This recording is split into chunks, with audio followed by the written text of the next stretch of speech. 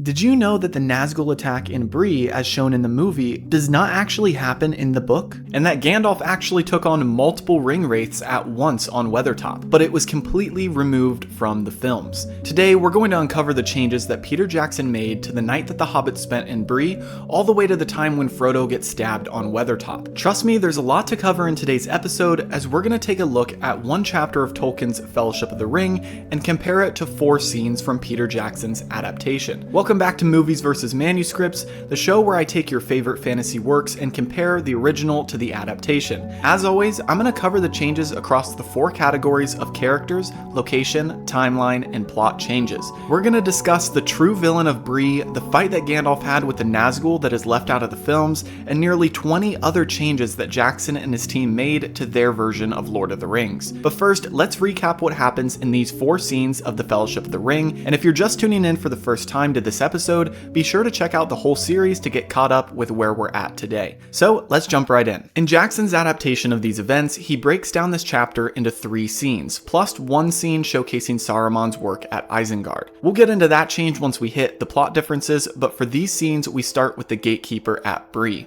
Unfortunately, right as he is about to check who is at the gate, the Nazgul break down the massive door and crush him underneath. They head to the Prancing Pony, where the Hobbits are presumed to be asleep, and after heading to their room, they raise their swords and begin their murder spree, but are shocked and angry when they realize that they've only been stabbing some pillows and bed sheets, as Aragorn has taken the 4 hobbits to his room across the street. The next morning, the hobbits and Aragorn head into the wild to start their journey to Rivendell. Along the way, they try to have second breakfast, they go through the Midgewater marshes, Aragorn hunts and sings a song, and eventually they get to Weathertop. Upon arrival, Aragorn gives them some daggers and then departs to scope out the territory. Frodo falls asleep and wakes up to the 3 other hobbits cooking around a fire. He shouts at them to put it out, but the damage has already been done as the Nazgul have located them. They climb to the top of Weathertop and the Nazgul approach, and Frodo feels the massive temptation to use the ring. After using the ring, he gets stabbed by the Nazgul, and at that moment Aragorn jumps in to save the day. After warding off the Wraiths, Aragorn identifies Frodo's wound and says that it is beyond his skill to heal. And that is where we have to cut off for today's episode, as just in those few minutes for those scenes, we are racking up the differences between Tolkien's original writing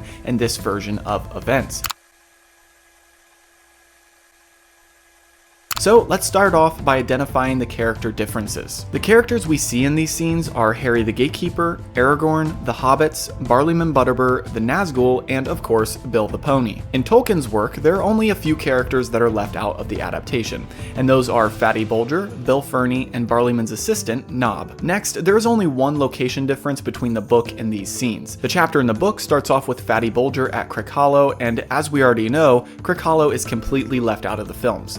We'll get into the specifics of this event in a moment during the plot changes, but before we do, let's talk about the timeline a little bit. There isn't much change that I can discuss now without going too deep into the plot differences, but I think there are a couple notable timeline shifts that we can dive into right now. First, Gandalf arrived at Weathertop 3 days prior to the Hobbits and Aragorn arriving there. Of course, by that point, he had already left, but in Jackson's version of events, he shows Gandalf still on the top of Orthanc in Isengard, and we are meant to assume that after he gets rescued by Gwaihir, he just goes straight to Rivendell. In actuality, Gandalf had escaped nearly a month prior and was on the same road to Rivendell, but just a few days ahead of the Hobbits. The second timeline shift is that in the bonus scene we get of Isengard, Jackson tries to fill in some of the plot by showing us how Saruman is converting his beautiful land to a factory for Sauron. However, in the books, Saruman was already way ahead of the curve and was pumping out orcs and weapons by the time Gandalf went to him for counsel. The movie makes you believe that he doesn't officially begin his efforts for Sauron until after he imprisons Gandalf. Okay, so now that we've discussed the first 3 categories, let's head into the plot changes. As always, I'll attempt to keep these in chronological order. So, in order to start things off right, we have to go back to Crickhollow and explain what happens to Fatty Bolger. You see, the films don't show Fatty Bolger or Crickhollow, but in the books, the Nazgul had still been somewhat deceived to believe that Frodo was at his new home. But one night, Fatty Bolger heard the sounds of horses approaching outside, and as the Nazgul approached, he ran out the back door, sounding off the horn call of Buckland. The horn call of Buckland was essentially an alarm alarm system for the area to warn them of invaders. The Nazgul broke into Crick Hollow and found that no one was inside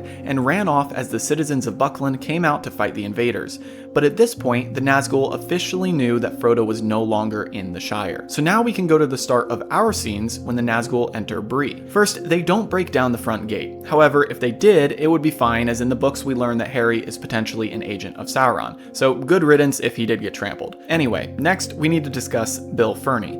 If you remember from my previous episode, he was a sketchy man who was staring at Frodo in the tavern and was supposedly involved in Merry's incident in the streets of Bree. We know that Bill was an agent of Sauron, and he had been communicating with a strange person as well as one of the Nazgul, if not more. And we can assume that because of him, the hobbits nearly lost their lives in the Prancing Pony, as Bill had told his associates where they were staying. However, a change we need to address is that the Nazgul attack we see in the films never actually happened. It is actually unclear in the book whether it was a Ringwraith or a man who laid waste to the hobbit's room. Next, Aragorn does not explain what the Ringwraiths are in the book like he does in the films, as the hobbits are staying in his room. In the books, we simply fast forward to the next morning when the hobbits find that their room is a mess, and Barleyman Butterbur tells them that all the ponies were let out of the stable that night. Because they're in desperate need of a pony, they end up buying the only one in town, which belongs to Bill Ferny. And he sold it to them, of course, at 3 times the price it should have been. This pony we know as Bill the Pony, and he stays with them until the Fellowship reaches Moria. The ponies that were set loose eventually head back to Tom Bombadil, and later Tom sends them to Butterbur, who takes care of them. Next up, we see the hobbits and Aragorn traveling through the wild, and at one point there is snow on the ground. This isn't technically impossible, but it was October at the time, so snow would have been unlikely. In the movie, it does give the impression of them traveling a long distance, however, so I can support that. While they're on the snowy terrain, the hobbits stop for second breakfast, but this doesn't actually happen in the books. The second breakfast was made up for the movies. However, Aragorn throwing an apple at Pippin and hitting him in the head is a nod to a previous moment when they're leaving Bree in the book. You see, as they are leaving Bree, all the town comes out to watch them depart, as they have become the talk of the town, and Bill Ferny taunts them as they go.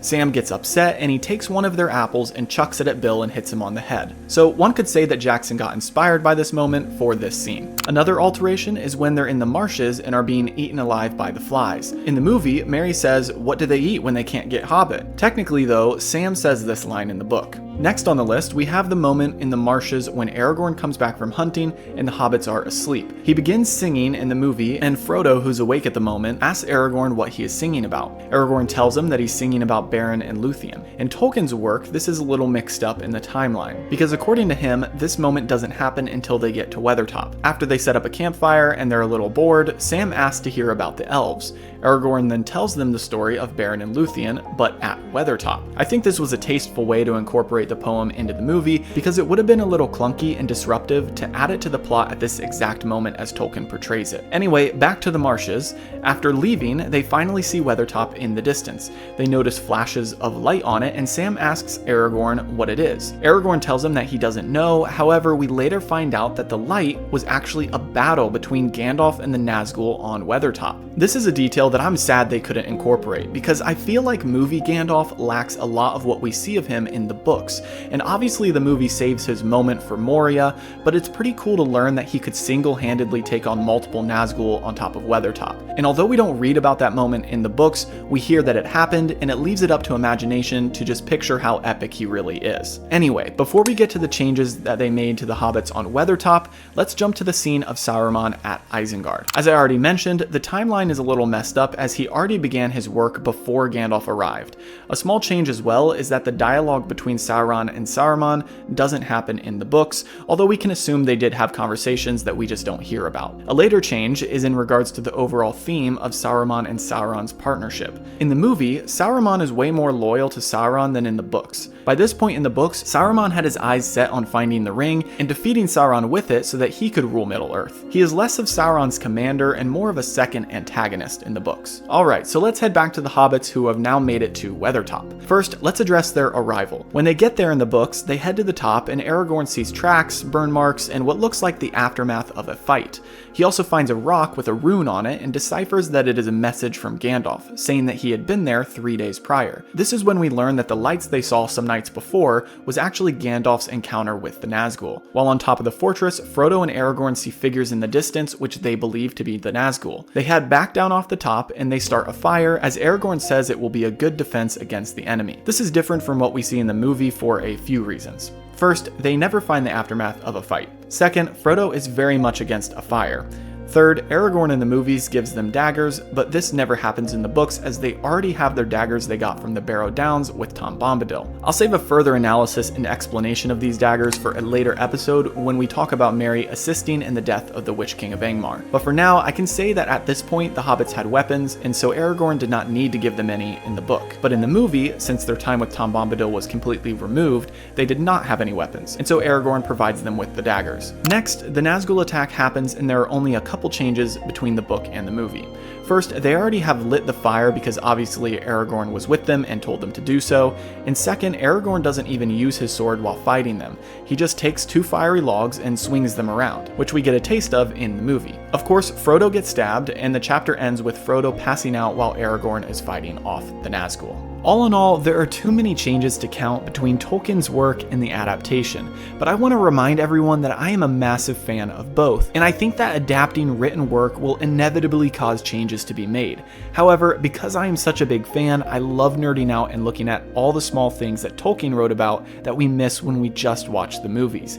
That being said, if you want to read along with me as we go through this series, check out the description below as I've linked Andy Serkis's narration of the books on Audible. I think that's an amazing way to get into the series if you've only watched the movies and have yet to pick up the books. As for the changes that were made, I give them a 4 out of 5. As I mentioned, I really think it would have been cool to incorporate Gandalf's fight with the Nazgul somehow, or at least have mentioned it when Frodo meets up with Gandalf in Rivendell, because it just showcases how awesome Gandalf really is, which we don't get to see until further into the movies. As for Bill Ferny and Bree, I think it's totally okay that they removed him. Adding another antagonist to the films who has a whole personality and character arc would have been a little difficult to fit into the film adaptation. And that goes similarly for what I said about Barliman Butterbur's character in the previous episode. So really, the only reason I can't give it a 5 out of 5 is because I didn't get to see an epic battle between Gandalf and all of the Nazgul on Weathertop. That being said, that wraps up this episode of Movies vs. Manuscripts. If you enjoyed, leave a like and subscribe to stay tuned each week as I continue the series,